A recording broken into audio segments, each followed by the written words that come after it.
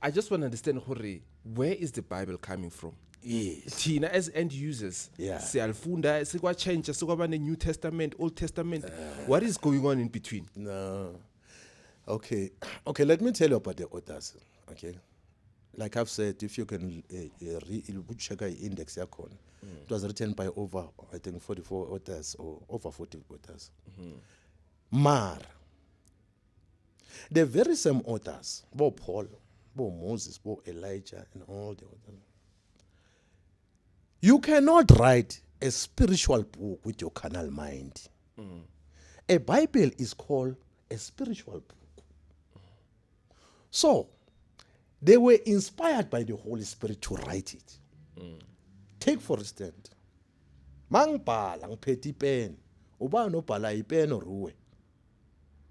No, it's me. It's you. Yeah. Using what?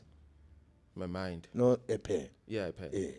So abo Paul nabo Moses, beka ipen kaJehova. Because the entire Bible points to who? It was written by the inspiration of the Holy Spirit. So the author of the Bible is the Holy Spirit. And the Holy Spirit points to who? To Jesus. Jesus points to who? To God. Okay. Injal. So can we get the real original copy of the Bible, or it comes from these papers? It's a history. When you can read the history of the Bible, because it started on the stones, then it went into the parchment.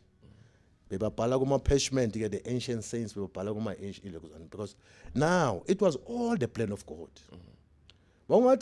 How many times did they try to destroy the word of God? And when they tried to destroy it, so they've tried to destroy it, but they could not.